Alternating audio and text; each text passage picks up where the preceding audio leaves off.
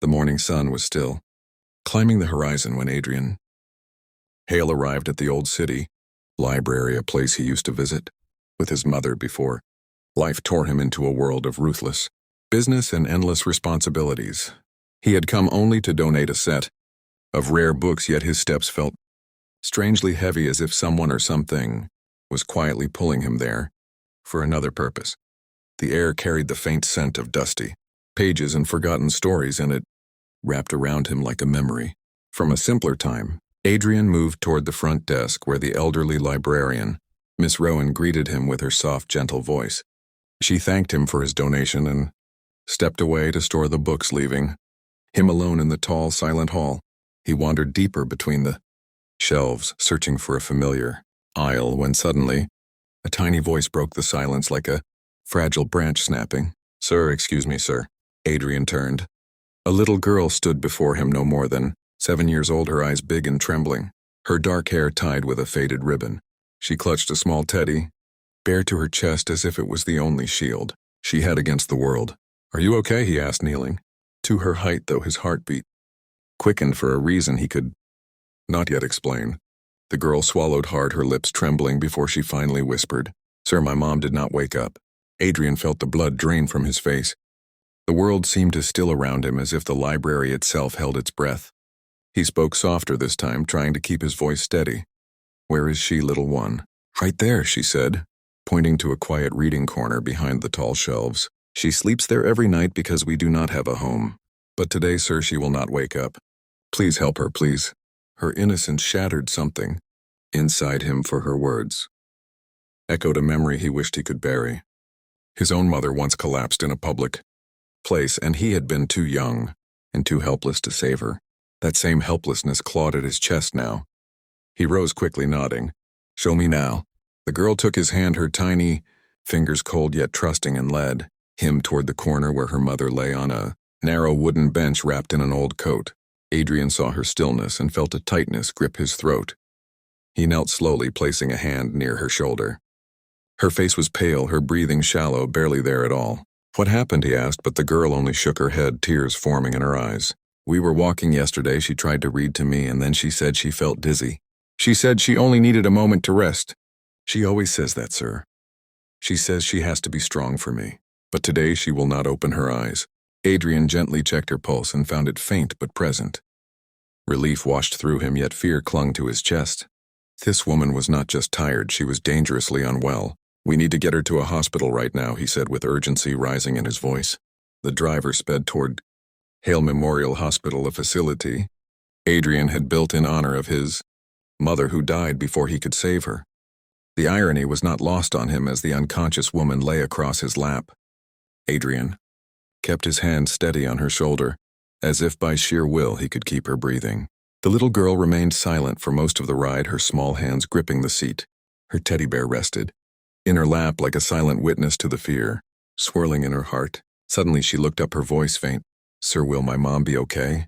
Adrian paused before answering, choosing his words with care. "She is strong. She held on for you all this time, and now she has help. I will do everything I can to make sure she is safe." The girl nodded, trusting him without hesitation. It unsettled him. That kind of trust should never have been needed from a child so young. When they reached the hospital, nurses rushed to the car, helping carry the woman inside. Adrian walked beside them, his presence commanding attention, though his mind was far from business or authority. He was entirely consumed by worry. As the mother was wheeled into an emergency room, Adrian stayed with the girl who stood at the hallway entrance, clutching her teddy bear and staring at the doors as if wishing they would open. "What is your name?" he asked softly. "Lena," she whispered. "And this is Brownie. Mama gave him to me when I was 4, so I would never feel alone." "You are very brave, Lena," he said. "She did a good job raising you?" Lena blinked back tears. "She always tries, sir, even when she is sick. She works at night cleaning offices.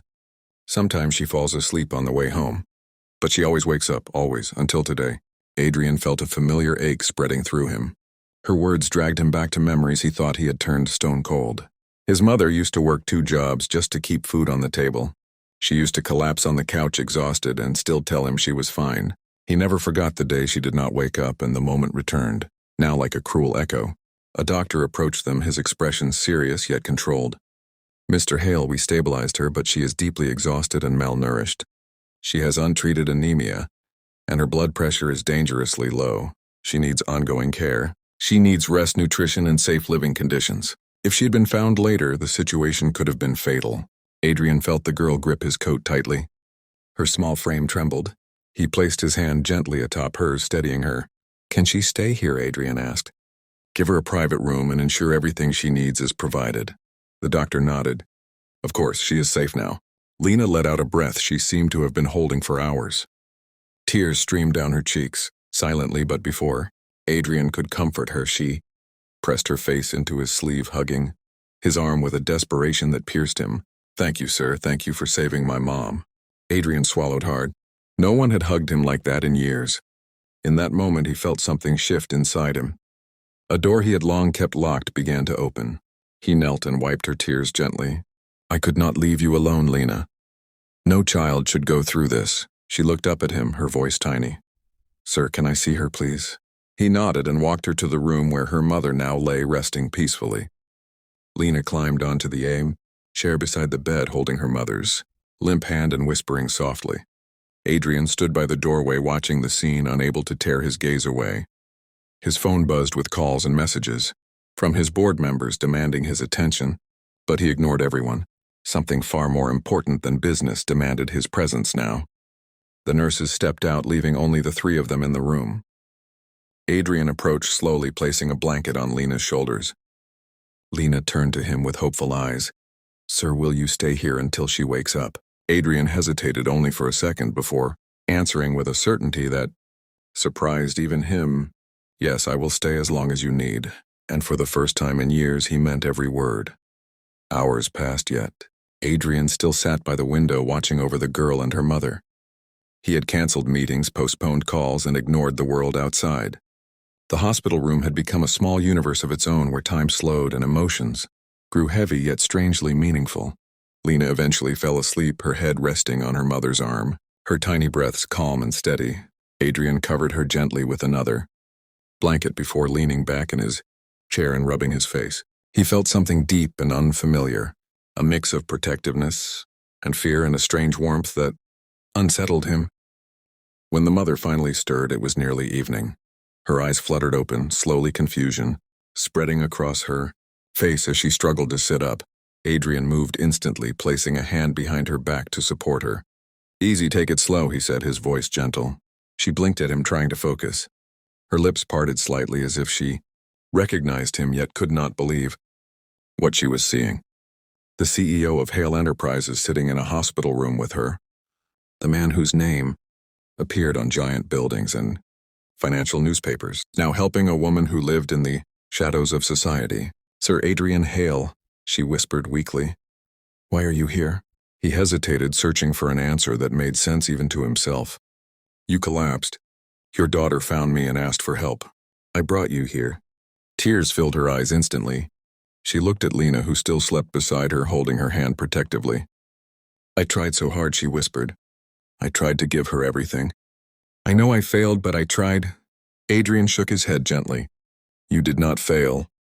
You survived every day for her. That is strength." She covered her face with her free hand, ashamed of her vulnerability. "I did not want her to worry. I worked until I could barely stand. I skipped meals so she could eat. I slept in the library because it was quiet and safe." Adrian felt his jaw tighten with suppressed emotion. People like her should never have been forgotten by the world. He understood her pain more than she knew. "You are not alone anymore," he said quietly. "I want to help you both." She looked at him, startled. "Sir, I cannot accept that. I am just a cleaner. You are a man who knows what it feels like to lose a mother." He finished, his voice low. "And I will not let that happen to your daughter." The room fell silent. The weight of his words hung between them, heavy yet sincere. Suddenly, Lena stirred, her sleepy eyes opening. When she saw her mother awake, she gasped and threw herself into her arms. "Mama, you woke up. I was so scared." "Sir Adrian saved you, Mama. He stayed here with me all day."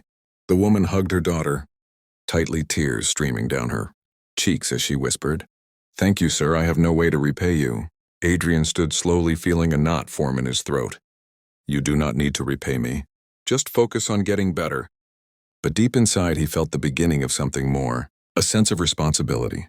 A connection. A thread tying their lives together in a way he did not expect yet could not ignore. He looked at the mother, and the daughter embraced and fragile. Relief and something inside him whispered that this was only the beginning of a far greater story. Night settled outside the hospital, casting soft shadows through the windows. Adrian remained beside them, speaking with doctors, making arrangements, and ensuring both mother and daughter would not return to the streets again.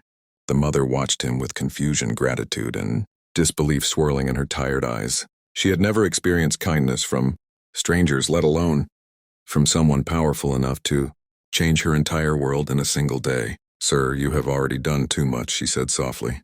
"Please do not trouble yourself anymore. We will manage somehow, we always do." Adrian stepped closer, meeting her gaze with unwavering calm. "You do not need to survive somehow anymore. You deserve stability. Your daughter deserves a home education, safety. I built a foundation for helping families like yours. Let me help you." She shook her head, overwhelmed. "Why would you do this for us?" His answer came quietly. "My mother once needed help and no one came. I will not repeat that mistake with someone else's family." Her breath caught in her throat. She lowered her gaze, unable to hold the weight of his sincerity. Lena tugged his sleeve gently, looking up at him with innocent hope. "Sir, can we stay here tonight? I do not want to go back to sleeping on benches." Adrian knelt before her, nodding. "You will not sleep on benches again, Lena. Not tonight. Not ever." She smiled for the first time that day, a smile so pure and bright it softened every hard edge inside him. The mother wiped her tears, her voice trembling. "Sir, I do not know what our future will look like. I do not know what will happen tomorrow. But today you saved my life, and you saved my daughter's heart.